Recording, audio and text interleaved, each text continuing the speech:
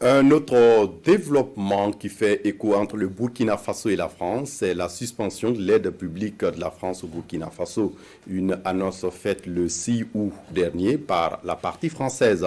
Quels sont les détails de cette décision et quelles sont les conséquences sur la relation bilatérale entre les deux pays? Qu'est-ce que le Burkina Faso perd dans cette rupture? On en parle avec Karim Bitienga.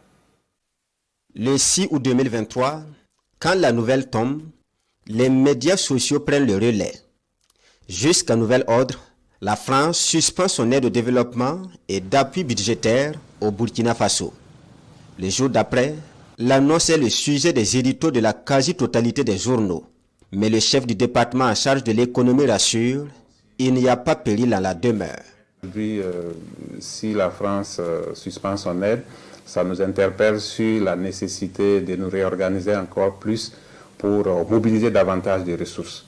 Et nous pensons que vraiment, au regard des montants qui étaient en jeu, il n'y a pas vraiment de très grande inquiétude à se faire. L'aide au développement jadis octroyée par la France comprend plusieurs volets.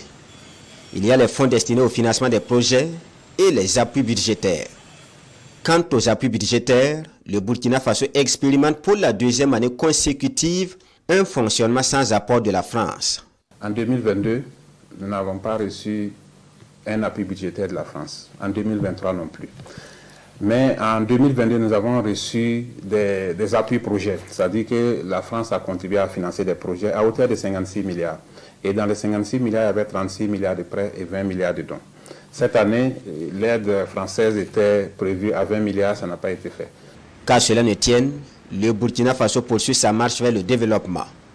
Le ministre Aboubakar Nakanabo se dit confiant quant à l'avenir. Une confiance fondée sur la mobilisation et la détermination des Burkinabés pour la souveraineté. Nous avons tous les ressorts nécessaires pour pouvoir faire face à cette situation parce que le Burkinabé a toujours été en mesure de relever les défis. Le fonds de soutien patriotique aujourd'hui, qui est l'effort des Burkinabés, représente plus de 30 milliards après 4 à 5 mois de collecte. Donc ça veut dire que nous avons les capacités de pouvoir faire face donc, à nos dépenses nous-mêmes en essayant de faire preuve de civisme et en essayant vraiment de faire preuve de patriotisme. Grâce à cet élan patriotique, le Burkina Faso a déjà trouvé les ressources nécessaires pour suppléer les engagements non tenus de la partie française pour ce qui est de 2023. Pour cette année, les données au ministère en charge de l'économie donnent 0 convention signée, 0 appui budgétaire, 0 décaissement au titre des projets sur une prévision de 20 milliards de francs CFA.